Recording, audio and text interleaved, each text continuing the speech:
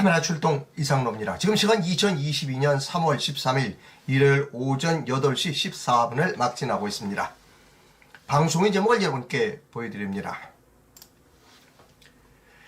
180석으로 윤석열을 협박하는 국회를 무력화시키는 방법, 오늘이 제 1부를 방송해 드립니다. 오늘 저녁에 2부를 방송해 드릴까 이렇게 생각합니다. 먼저 1부를 아침에 방송해 드립니다. 지금 윤석열 대통령 후보자는 이제 당선인 후보자가 아니라 이제 대통령 당선자는 5월 달에 실질적으로 대통령 취임하게 됩니다. 지금부터 저쪽 사람들은 협치하자고 나옵니다. 협치. 우리가 도와주지 않으면 너는 아무것도 할 수가 없어. 예를 들어 국무총리 임명 동의라든지 또 장관 청문회라든지 우리가 180석 의석을 가지고 있거든. 그러니까 넌 내 말을 잘 들어야 돼. 그러니까 협치하자. 그리고 뭐 이런 거 우리 자기들에게 불리한 거 하면 안 돼. 수사 같은 거 하면 안 돼. 라고 지금 협박하고 있습니다. 협치하자 하는 게 협박이거든요. 내가 180석이 있어. 윤석열이가 해야 할 가장 큰 그리고 시급한 문제는 핵심을 파고드는 겁니다. 윤석열이가 앞으로 정치를 하는데 가장 발목을 잡을 게 180석이나 되는 국회의원, 저쪽 야당 국회의원이 윤석열의 발목을 잡을 거라는 겁니다. 거기 끌려다니면 안 됩니다. 첫 번부터 끌려다니기 시작하면 문제가 복잡합니다. 임기 내내 끌려다니다가 결국 윤석열이는 중간에 탄핵될지도 모릅니다. 처음부터 근본적인 문제를 해결하고 가야 된다는 겁니다. 즉 저쪽 야당의 180석을 무력화시키는 방법을 제가 지금부터 말씀드립니다. 윤석열 당시 그 국민의힘 경선 당시에 윤석열 씨가 3차 경선 발표하는 날이 작년 11월 5일이었습니다. 2020년 11월 5일 날 그 경선 발표가 있었죠. 윤석열이가 그날 국민의힘 대선 주자로 확정이 됐습니다. 11월 5일, 작년 11월 5일 날 확정됐고 제가 11월 5일 저녁에 카메라 출동해서 방송했습니다. 어떤 제목의 방송을 했는가 하면 만약 윤석열이 대통령이 된다면 제일 먼저 손봐야 될 곳이 있다. 대법원, 헌법재판소, 선거관리위원회다 라고 하는 제목의 방송을 한 일이 있습니다. 다시요. 윤석열 당시 후보자가 대통령의 후보로 국민의힘 후보로 확정되던 날이 2021년 11월 5일이었다. 그날 저녁에 제가 윤석열 후보자 확정자에게 다음과 같은 방송을 했다. 만약에 당신이 대통령이 된다면 제일 먼저 손봐야 할 곳이 대법원, 헌법재판소, 선거관리위원회다 하는 방송을 했습니다. 그 방송을 여러분께 다시 한번 보여드립니다. 2021년 11월 5일 방송입니다. 여러분 시작합니다. 3차처럼 순위를 발표하는 게 맞는 겁니다. 2차 때 순위를 발표하지 않은 것은 위법한 행위였습니다. 자, 이 부분은 제가 이따 오늘 저녁에 다시 한번 말씀드리도록 하고 지금 이제 오늘 본격적으로 윤석열 후보가 대통령이 되면 어떤 일부터 해야 되느냐 하는 겁니다. 그대로 하면 됩니다. 즉 문재리가 있던 그대로 가야 하는 겁니다. 대법원과 헌법재판소부터 장악해야 하는 겁니다. 그대로 가야 하는 겁니다. 자, 여기서 제가 여러분께 국회 지금 의석수 분포를 여러분께 보여드립니다.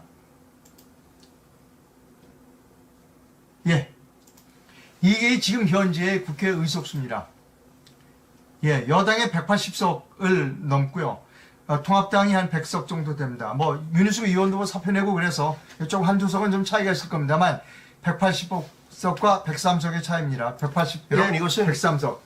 이거 가지고는 대통령이 아무것도. 여러분 요거는 제가 잠깐 개입하면은 그 이번 재보궐선거 이전의 얘기입니다. 그러니까 2020년 11월 5일 날 상황이라는 것을 제가 개입해서 말씀드립니다. 계속 갑니다. 할 수 없습니다. 이 국회의 구조를 깨야 되는데 국회의 구조를 깨야 하는 두 가지 이유가 있습니다. 첫째는 무엇인가 하면 이 180석 이거 가짜라는 겁니다. 가짜가 계속해서 국회의원으로서 하는 것을 막아야 하는 겁니다. 그것이 정의로운 일입니다. 두 번째 이유는 뭐냐면 이 가짜들이 계속해서 윤석열 대통령의 발목을 잡아 끌을 거라는 겁니다. 그럼 어떻게 되느냐? 이 국회의원 선거 기다리려면 또 한 2년 더 기다려야 돼요. 대통령 집권하고도 또 2년 기다려야 됩니다. 그래서는 안 됩니다. 대통령 집권하자마자 이 국회를 해산시켜야 합니다. 깜짝 놀라시겠죠? 이 방송을 들으시는 분, 국회를 무슨 식으로 해산시켜? 예, 해산시킬 방법이 있습니다. 왜? 가짜 국회의원을 쫓아내면 되는 겁니다. 그래서 제가 보여드리는, 한번 말씀드린 일이 있을 겁니다. 그래서 문재인이가 했던 방법 그대로 해야 된다는 겁니다. 집권하자마자 대법원과 헌법재판소를 장악해야 합니다. 자, 대법원은 13명 중에 7명을 장악하면 되고 헌법재판소는 9명 중 6명을 장악해야 됩니다. 여기는 과반이고 헌법재판소는 3분의 2이기 때문에 그렇습니다. 지금 대법원의 구성을 여러분께 보여드립니다. 자, 지금 이게 현재 대법원의 구성입니다. 이 모두 다가 청색이 모두가 다 문재인 대통령 시대에 임명된 사람입니다. 요 한 명, 김재형 씨 임기가 22년 9월까지입니다. 요 분만 박근혜 대통령 시절 때 임명된 사람입니다. 완벽하게 다 장악됐습니다. 그럼 이걸 어떻게 깨느냐 하는 겁니다. 깨야 됩니다. 제일 먼저 해야 할 일이 뭐냐면 이 대법원들을 교체해야 됩니다. 대법관들을 교체해야 합니다. 지금 제가 여러분께 무시무시한 말씀을 드린 것 같지만 사실은 매우 쉽습니다. 문재인 대통령이 집권하고 그 다음에 김명수 대법원장을 임명했습니다. 김명수 대법원장이 제일 먼저 한 일이 뭐냐면 전임 대법관 양승태 그 대법원장을 구속시켰습니다. 재판거래 뭐 이런 걸로 해서. 그때 판사가 한 100여 명 정도 검찰에 가서 수모를 겪으면서 수사를 받은 그런 기록이 있습니다. 그런데 여러분, 여기 있는 분들은 상당히 현행법을 어겼거나 어긴 분들이라는 겁니다. 여기 김명수 대법원장만 해도 지금 범죄 혐의가 굉장히 많습니다. 김명수 대법원장의 범죄 혐의를 대충 열거하면 이렇습니다. 공간을 리모델링 할 때 예산을 전용했습니다. 그리고 공간에서 만찬을 할 때 아마 며느리가 대한항공인가요? 예. 며느리가 대한항공의 변호사였던가 그런 것 같습니다. 그때 공간 만찬할 때 그들이 와서 대법원 공간에서 만찬을 했습니다. 그리고 뭐 항공기 이런 거 모형 같은 거 선물 받았다고 그러는데 그 조사할 부분이 많습니다. 그거 이외에도 김명수 씨는 감옥 갈 일이 상당히 많습니다. 그리고 또 누구예요? 조재현 대법관은 증거도 인멸했습니다. 배추니 투표지를 증거로 채택한 인천 연수구에서 증거로 가져갔던 배추니 투표지를 위조했어요. 여기 지금 감옥 갈 사람들이 많습니다. 그러니까 옛날에 양승태 전 대법원장이 구속될 때는 그거는 아주 뭐라 그럴까 행정상의 어떤 그런 거였고, 지금 여기는 감옥 갈 사람이 많아요. 특히 180일 내에 선거 무효 소송과 당선 무효 소송을 하게 되어 있는데 안 한 사람들이 직무 유기한 사람들도 많습니다. 여기 지금 윤석열 대통령이 되면 제일 먼저 여기 감옥 보내야 될 사람이 지금 줄비합니다. 대법원장에서부터 너댓 명 감옥에 갈 수 있습니다. 보낼 수 있습니다. 그렇게 되면 어떻게 되느냐? 교체할 수 있습니다. 김명수가 대법원장이 돼서 양승태 대법원장을 구속시키면서 사법부를 장악했듯이 이것을 장악할 수 있습니다. 사법부를. 다행스럽게도 이 사람들이 현행법들을 많이 어겨주었어요. 고맙게도. 뭐 검찰에서 불러서 수사를 당장 시작할 수 있는 사람들이 여기 지금 상당히 많습니다. 이렇게 해서 13명 중에 7명을 바꿔야 합니다. 그 다음에 헌법재판소의 구성을 보여드립니다. 이게 지금 헌법재판소는 9인으로 구성이 되는데요. 여기는 3분의 2를 넘어야 됩니다. 그러니까 6명을 확보해야 하는 겁니다. 일단 대법원을 흔들기 시작하면 이쪽도 흔들립니다. 그래서 어떻게 하느냐?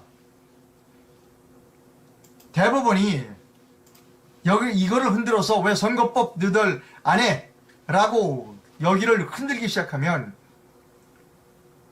지금 국민혁명당에서 전국구 선거무효 소송을 제기해 놓은 게 한 10여 군데 됩니다. 그것 가면 무조건 선거 무효입니다. 무엇이 무효다? 전체가 다 무효입니다. 왜냐하면 지역구이기 때문에. 재밌는 건 뭐냐면 여기서 제가 잠깐 말하실 수 있는 지역구가 아니라 전국구입니다. 전국구이기 때문에 다 얽혀 있습니다. 그래서 전체를 무효화시키는 방법밖에는 없다는 겁니다. 제대로 판결을 내리면 계속 갑니다. 비례대표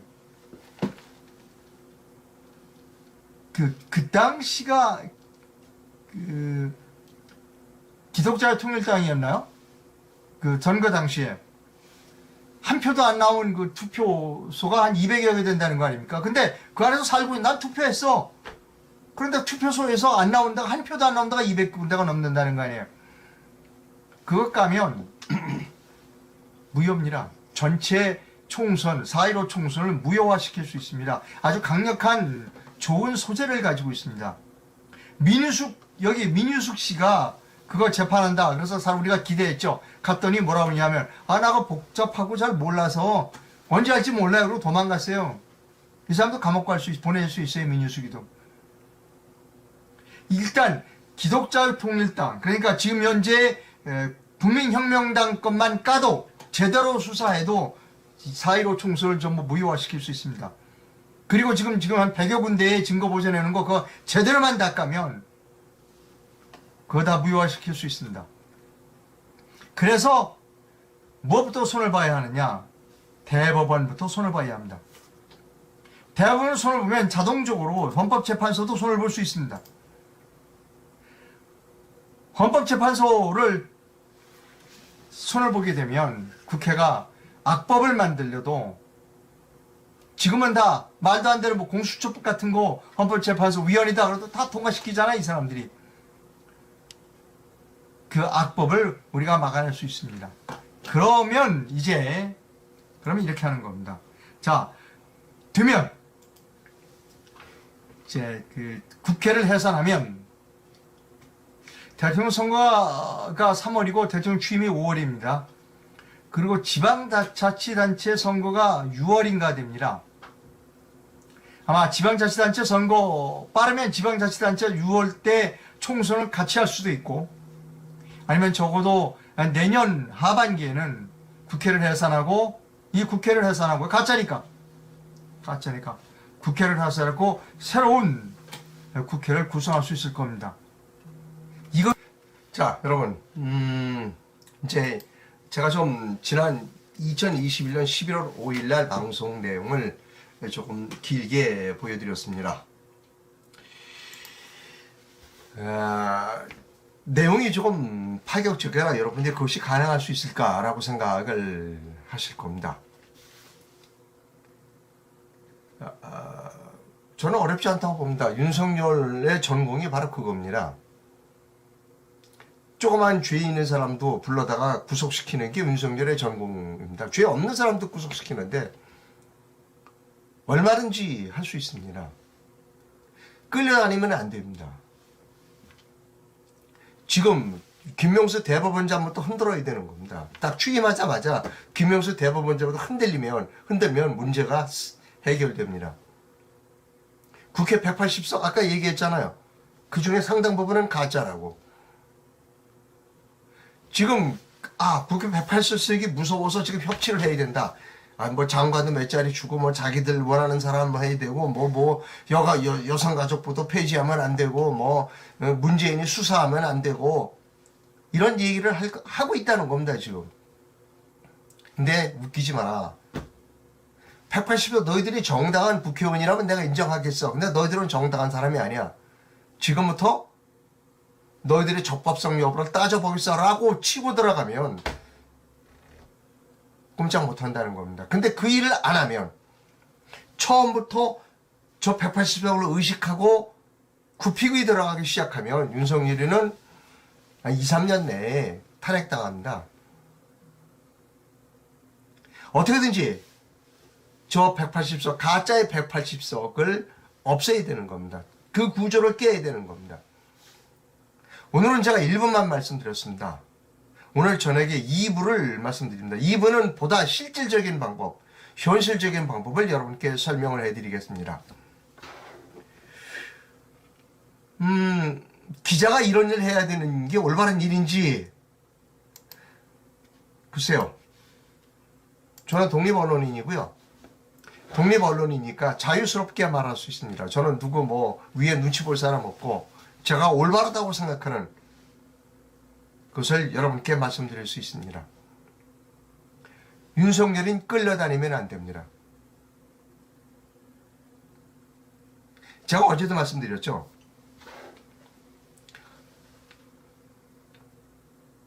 검사 출신 변호사들이 가장 사기를 많이 당한다고 제가 말씀드렸습니다. 검사 출신 변호사들이 좀 순진해요. 왜? 설마 저 사람이 나를 속일까? 내가 검사 출신인데. 그런데 사기꾼들은 검사 출신을 가장 좋아합니다. 여러분, 윤석열 대통령 당선자가 가장 사기를 많이 당할 수 있는 사람이라고 생각하면 됩니다. 판단을 잘못하면 안 됩니다. 자기가 가장 잘하는 분야를 해야 하는 겁니다. 윤석열 당선자는. 본인이 제일 잘하는 분야는 사람의 죄를 물어서 감옥 보내는 걸 제일 잘하는 게 윤석열의 특기입니다. 그걸 그대로 살리면 되는 거예요. 180석, 저 엉터리 180석을 그대로 인정하면 안 되는 겁니다. 집권하자마자 첫날 오전에 취임식하면 오후에 저기부터 손을 봐야 하는 겁니다. 그래야 끌려다니지를 않습니다. 예, 여기까지 하고요. 여러분 이 영상을 널리 많이 공유를 부탁드립니다. 여러분 오해하지 마시기 바랍니다. 물론 오해하실 분도 없을 겁니다. 제가 윤석열을 좋아한다. 이상로가 윤석열을 좋아하기 때문에 저런 방송을 한다. 그렇게 생각하시는 분은 없겠죠. 저 윤석열이 좋아하지 않습니다. 아시잖아요. 윤석열이가 대통령이 되면 안 된다라고 주장한 사람이 저고 그럼 대통령이 됐어요. 그럼 어떻게 되느냐. 제가 좋아하지 않는 사람이 대통령이 됐지만 그 대통령은 어떤 일을 해야 한다라고 하는 것을 말할 수 있는 사람이 언론인이라는 겁니다. 그래서 윤석열이는 제일 오전에 취임식을 하면 오후에 제일 먼저 손봐야 될 때가 국회다. 왜? 저 국회는 가짜다. 180석은. 그런데 고맙게도 선거무효소송을 180일이 넘도록 진행하고 있지 않는 대법원의 판사들을 수사할 수 있는 근거가 마련이 되어 있다. 윤석열의 특기가 수사하는 거다. 수사하면 된다. 구체적인 방법은 이따 저녁에 제 2부를 말씀드리도록 합니다. 이 영상을 널리 공유 부탁드리고요. 그리고 제가 올바른 일을 하고 있다고 생각하시면 제게 큰 금액은 아니지만 적은 금액의 전정적 후원도 부탁을 드립니다. 예. 오늘 저녁에 그 국회를 무력화시키는 두 번째 방법을 여러분께 설명드립니다. 좀 황당하다고 생각될지 모르지만 여러분 이게 정답입니다. 윤석열이 가장 잘하는 분야가 수사 분야입니다. 엉터리, 가짜 국회의원들을 수사하는 것이 윤석열이가 가장 먼저 해야 할 일이라는 겁니다. 그러면 끌려다니지 않을 수 있습니다. 끌려다니면 윤석열이는 곧 탄핵됩니다. 뭐 계속 저들이 주장하고 있잖아요. 협치해라, 뭐 어? 협력해라. 협치 없습니다. 지금 협치의 문제가 아닙니다. 어떻게 정의를 회복하느냐 하는 것이 문제의 일입니다. 협치를 외치는 사람은 사악한 사람입니다. 지금 이 순간 윤석열은 거기에 속으면 안 됩니다. 그런데 아까도 말씀드렸듯이 검사 출신 변호사가 가장 많이 사기를 당한다고 말씀드렸습니다. 윤석열이가 사기당할 가능성이 상당히 높습니다. 우리는 그것을 경계해야 합니다. 여러분 오해하지 마십시오. 제가 윤석열을 좋아해서 윤석열 대통령은 사기당하면 안 된다라고 말하는 게 아닙니다. 저는 윤석열을 좋아하지 않았고 지금도 좋아하지 않습니다. 왜냐하면 사과하지 않았기 때문입니다. 박근혜 대통령 부분에 대해서. 그럼에도 불구하고 그가 대통령이 됐으니까 이제 5월 달이면 취임하지 않습니까? 대한민국이 혼란에 빠지지 않기 위해서는 윤석열이가 자기의 특기를 그대로 살려서 계속 가라. 사기당하지 마라. 협치다. 이런 따위의 말에 사기당하지 않기를 윤석열에게 계속해서 제가 강조하는 겁니다. 방송을 시청해주신 시청자 여러분 대단히 감사합니다. 저녁에 두 번째 방송, 국회를 무력화시키는 두 번째 방법을 여러분께 소개해 드립니다. 저녁에 뵙겠습니다. 감사합니다.